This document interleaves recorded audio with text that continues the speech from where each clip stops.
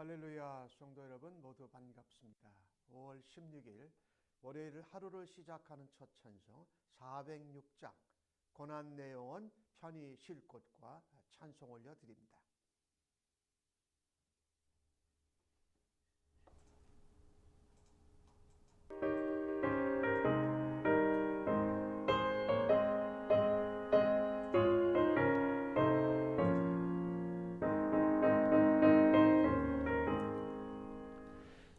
고난 내 영혼 편히 쉴 곳과 풍랑 잃어도 안전한 포구 폭풍까지도 다스리시는 주의 영원한 팔을 의지해 주의 영원하신 팔 함께 하사 항상 나를 붙드시니 어느 곳에 가든지 요동하지 않음은 주의 팔을 의지함이라.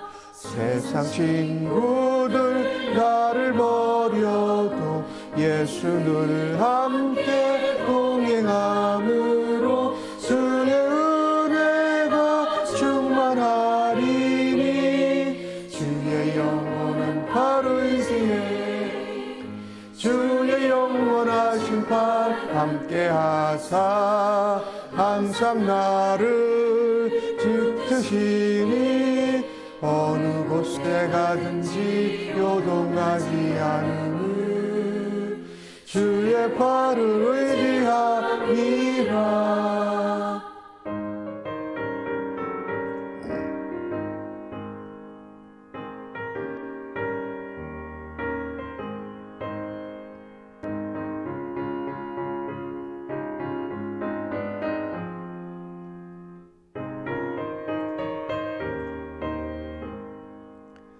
나의 믿음이 연약해져도 미리 예비한 힘을 주시며 위태할 때도 안보하시는 주의 영원한 팔을 의지해 주의 영원하신 팔 함께 하사 항상 나를 붙드시니 어느 곳에 가든지 요동하지 않음은 주의 팔을 의지함이라. 능치 못한 것 주께 없으니 나의 일생을 주께 맡기며 나의 뭐든지 대신 지시는 주의 영원한 팔을 의지해 주의 영원하신 팔 함께 하사 항상 나를 붙드시니 어느 곳에 가든지 요동하지 않음은 주의 팔을 의지함이라.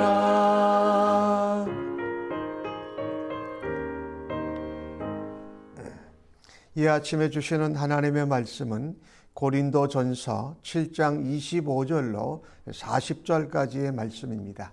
한 절씩 교독해서 하나님 말씀을 받겠습니다. 처녀에 대하여는 내가 주께 받은 계명이 없으되 주의 자비하심을 받아서 충성스러운 자가 된 내가 의견을 말하노니 내 생각에는 이것이 좋으니 곧 임박할 환난으로 말미암아 사람이 그냥 지내는 것이 좋으리라.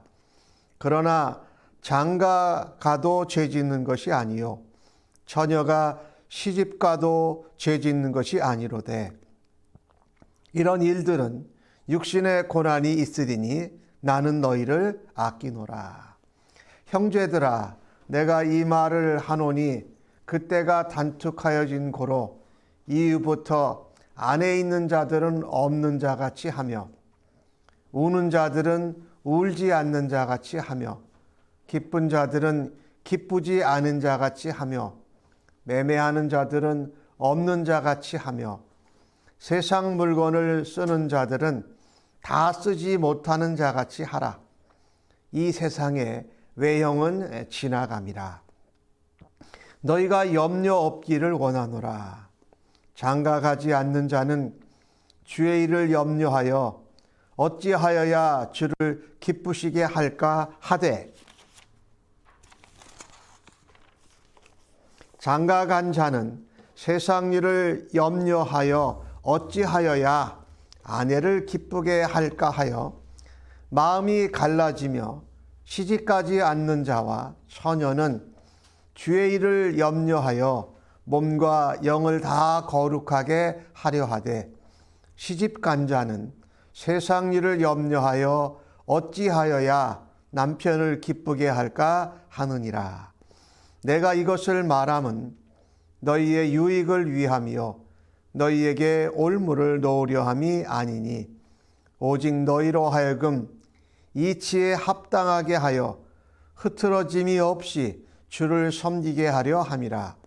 그러므로 만일 누가 자기의 약혼녀에 대한 행동이 합당하지 못한 줄로 생각할 때에 그 약혼녀의 혼기도 지나고 그같이 할 필요가 있거든 원하는 대로 하라. 그것은 죄 짓는 것이 아니니 그들로 결혼하게 하라.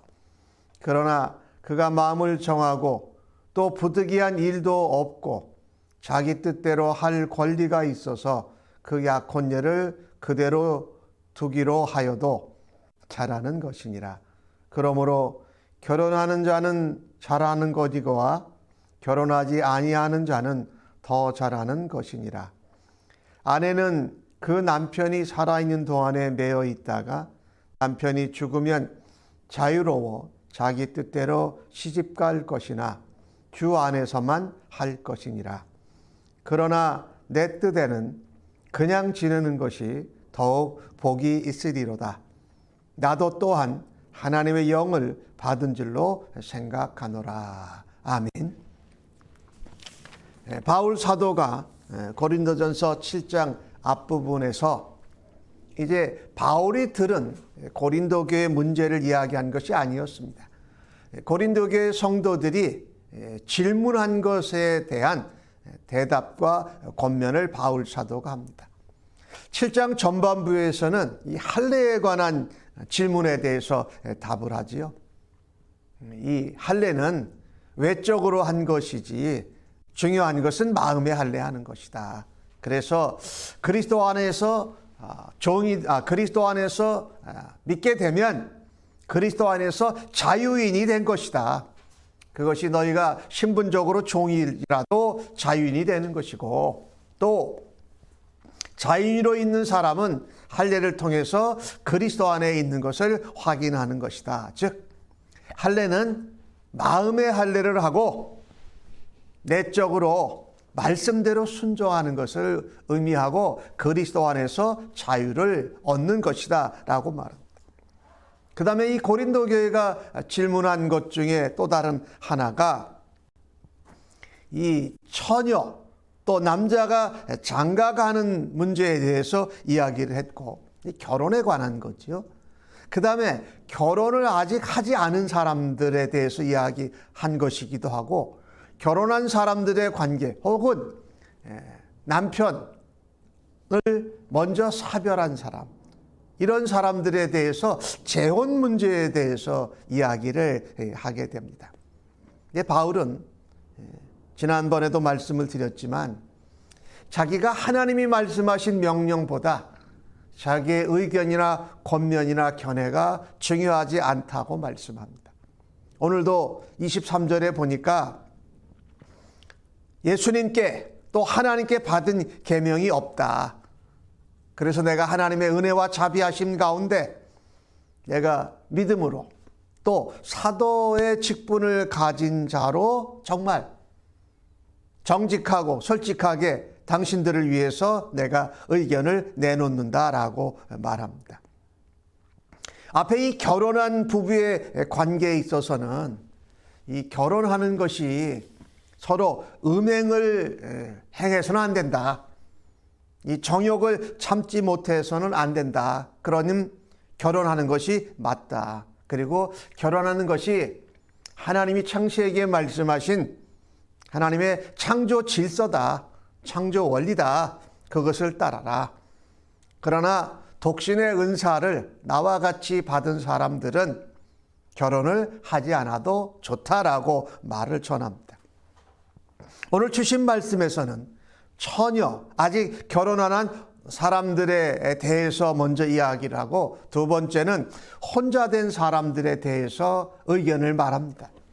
근데 바울의 관점은 종말이 가까워왔다라는 겁니다. 예수님의 재림이 가까워왔다고 말씀해요. 그래서 오늘 29절에서 31절까지의 내용을 보면 여러 가지 예수님이 오심으로 이 말세가 시작되어졌는데, 예수님이 재림하실 때가 가까이 올 때는 이 환난과 핍박이 있기 때문에 너희들이 그 환난과 핍박을 당하지 않았으면 좋겠다라는 관점에서 이야기를 합니다.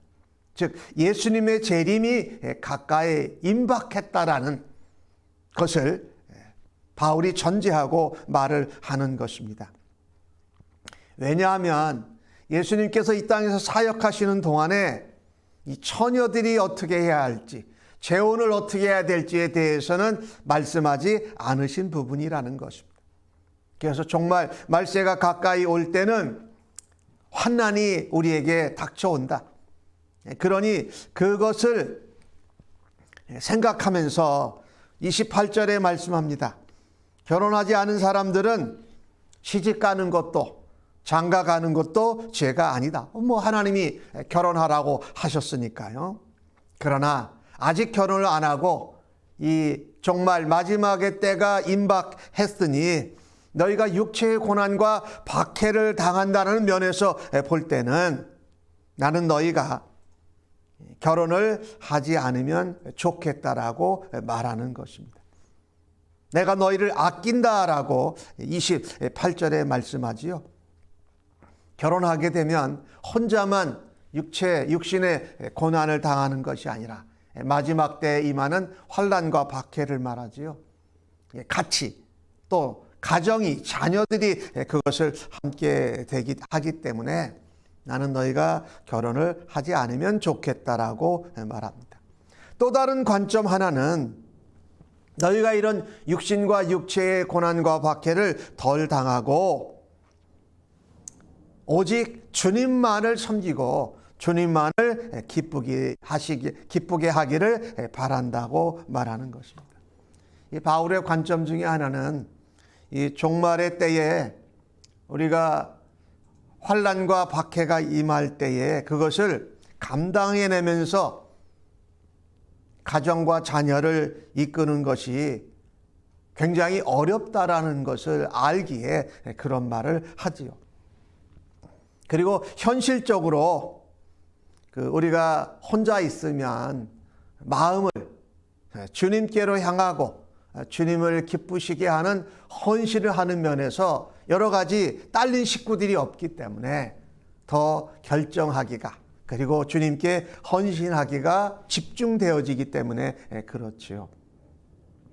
그래서 31절에 말씀하기를, 32절이네요.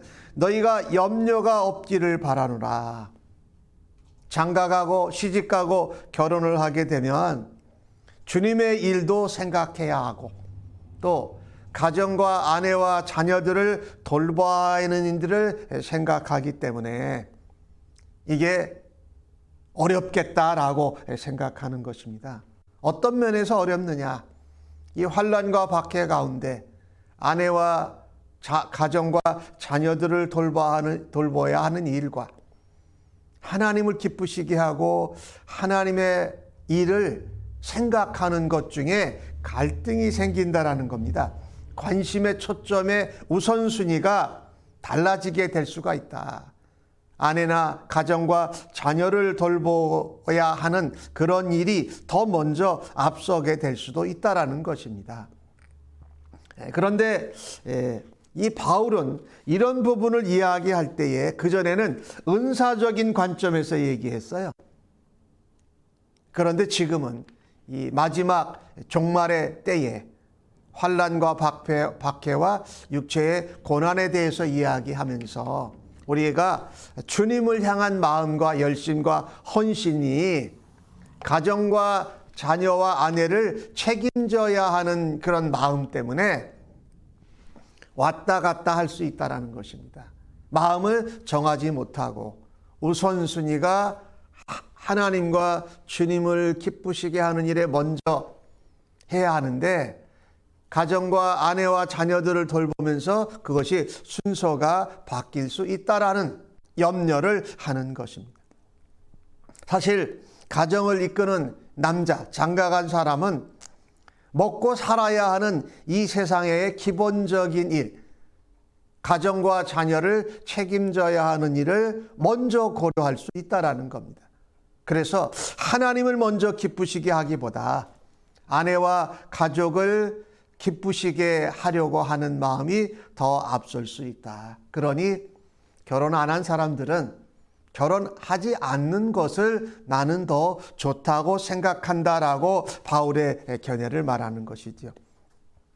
그러나 이것에 대해서 우리가 또한 하나님이 결혼하라고 말씀하신 것이 창조의 질서고 큰 일반적인 원리인데 나 혼자서 있으면 하나님께로 마음을 정하고 헌신하기가 더 쉬울 것 같아요. 그러나 또 다른 한면을 우리가 생각해 보면은요, 주의 일을 감당하는데 아내와 남편과 자녀들과 함께 감당하는 것이 우리가 감당할 수 있다고 하면서 그것을 택할 수도 있다라는 것이에요. 그러니까 우리의 마음이 우선순위가 주의 일에 먼저 가느냐 아니면 내 가정과 자녀와 아내를 책임지는 일을 먼저 감당해야 하는가, 이런 갈등들이 생길 수 있는 것에 대해서 말씀합니다. 근데 바울의 견해는 결혼 안 했으면 하는 것보다 안 하는 게 더 좋다라는 그의 의견을 표시한 것이지요. 34절 말씀에 보면은 마음이 갈라지며 시집가지 않은 자와 처녀는 주의 일을 염려하여 몸과 영을 다 거룩하게 하려 하되 시집이나 장가를 가게 되면 세상에, 여긴 세상은 일은 악한 일이 아닙니다. 가정과 자녀와 아내를 돌보고 책임져야 하는 일, 그 일을 더 염려하다가 주님을 기쁘시게 하고 주님에게 헌신하는 것이 더 흔들릴까 봐 하는 말을 하는 거예요. 그래서 이제 바울이 아까도 말한 것처럼 종말론적인 신앙, 예수님이 재림이 가까이 왔고 그 시간이 점점 더 가까이 왔을 때에 바울은 선택하기를, 그것을 자기는 선택을 했고, 물론 은사를 받은 것도 있어요. 그런데 은사를 받은 것 중에 하나님의 마음과 주님의 나라를 위해서 기쁘게 헌신하는 것을 전적으로 할 수 있었기 때문에 그랬다라는 것이지요. 바울은 결혼하지 않은 사람들의 유익을 위해서 이렇게 말했지, 그들에게 명령하거나 그들에게 올무가 되는 말을 한 것은 아니라는 것입니다. 오늘 그 바울은 그런 부분에 있어서 그리스도 안에서 우리는 선택의 자유가 있다. 그런데 바울이 지금 초점을 두고 있는 것은 우리가 상황이 어떠든지 간에 내 가정과 자녀와 아내들이 있어도 주를 향하여 섬기고 기쁨으로 헌신하는 것이 흔들림이 없도록 하기 위함이라는 것이에요. 또 다른 하나 오늘 바울이 말한 것은 혼기를 놓친 처녀에 대해서, 남자가 약혼을 했는데 결혼을 하지 못하고 시간이 길어지고 있습니다. 이런 때에 어떻게 해야 되느냐, 이것에 대해서 바울의 의견은 동일합니다. 그냥 여자를 오래 기다리게 한 것이 잘못됐다고 생각해서 결혼을 해도 좋고 그냥 결혼을 안 하고 있어도 잘하는 것이다. 이 바울의 견해를 38절에 표현했죠. 결혼하는 것자도 잘하는 거고 결혼하지 아니하는 자는 바울의 견해로는 더 잘하는 것이다.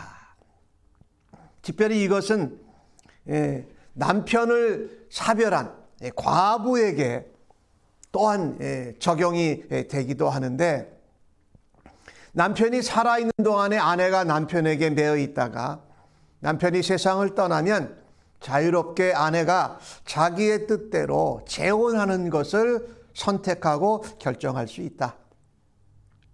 그러나 주 안에서만 하라. 즉 예수 믿는 사람과 결혼, 재혼을 하라는 말이지요. 바울이 이 결혼하지 않은 사람들에 대한 이 결혼에 대한 생각, 그리고 사별한 과부나 혼자 된 사람에 대해서 말할 때에 중요한 말을 하는 것이 무엇이냐. 종말이 가까이 왔다. 그래서 너희가 당할 환난과 박해를 너희가 겪지 않기를 원하고, 동시에 주님만 향하여서 너희의 마음을 쏟을 수 있는 그런 관점에서 바울이 얘기를 했다라는 거예요. 전체적으로 보면, 성경적으로 보면 가정의 우선순위는 남편이나 아내나 자녀들이 아니라 그리스도의 가정, 모든 가정은 우선순위의 첫 번째가 하나님이라는 것입니다. 우리 주님이 우리가 가정을 책임지고 있어도, 아내와 남편을 기쁘게 하고 자녀들을 양육해야 될 책임이 있지만, 그래도 가정의 최우선순위는 하나님이시다. 주님이 최고 우선순위가 되어야 된다는 것이에요. 배우자의 비위와 마음을 맞추고 자녀들을 돌보는 것에 너무 초점을 둔 나머지 하나님을 우선순위로 삼지 아니하고 우리 주님이 최우선되지 않는 이런 상황이 안 되어야 한다. 그래서 새로운 관계, 결혼하는 것, 이것에 있어도, 가정을 이루는 것에 있어도 우선순위가 바뀌어서는 안 된다. 이게 바울의 견해예요. 근데 바울은 이 주님이 특별히 이것에 대해서 말씀하고 명령을 안 하셨기 때문에 내 뜻이라고, 내 의견이라고 말합니다. 그리고 자기가 생각 없이 이 이야기를 한 것이 아니라 그가 사도요, 또 하나님의 영의 인도함을 받는 사람으로 그렇게 전하고 있습니다. 우리가 오늘 주신 본문을 통해서 우리에게 도전하시는 하나님의 말씀은 이런 것이에요. 하나님의 뜻, 하나님의 축복의 계획은 가정을 이루는 것입니다. 그 가정의 배우자와 자녀들이 다른 어떤 것보다도 하나님을 우선시해야 됩니다. 우리 주님을 섬기는 것이 최고 먼저 우선이 되어야 돼요. 근데 그 가정이 배우자나 자녀들이나 그것이 뒤바뀌면 오히려 하나님이 가정을 축복하시고 결혼을 축복하신 것이 화가 될 수 있다라는 말씀입니다. 그래서 우리가 가정을 갖고 또 자녀들을 양육하고 결혼을 한다 할지라도 우리의 가정과 우리 가족의 최고 우선순위는 하나님이 되어야 되고 주의 마음을 기쁘시게 하는 일에 집중하면서 가정을 돌보고 아내와 남편, 배우자의 마음과 또 자녀들을 양육하는 그런 그리스도인들로 살아드릴 수 있기를 예수님의 이름으로 간절히 축복합니다. 아멘. 기도합니다. 하나님, 오늘 주신 말씀을 들으면서 우리의 가정도 하나님보다도 우리의 주님보다도 더 우선순위에 놓을 수 없음을 다시 한번 말씀해 주셔서 감사합니다. 주님이 결혼을 복되게 하시고 또 가정을 축복하셨는데 그 가정과 결혼한 부부와 자녀들과 가족의 중심이 하나님 우선순위가 되고 우리 주님을 기쁘시게 하는 헌신을 드리면서 가정과 자녀와 부부와 남편과 아내와의 관계를 잘 감당할 수 있는 저희들 되도록 은혜와 지혜와 믿음으로 날마다 채워 주시옵소서. 이 일로 하나님 앞에 기쁨과 영광이 되며 우리에게는 감사와 감격이 되고 세상의 사람들에게는 하나님의 도전과 거룩을 전하는 하나님의 도구로 축복의 통로로 삼아 주시니 감사합니다. 예수님의 이름으로 기도하옵나이다. 아멘.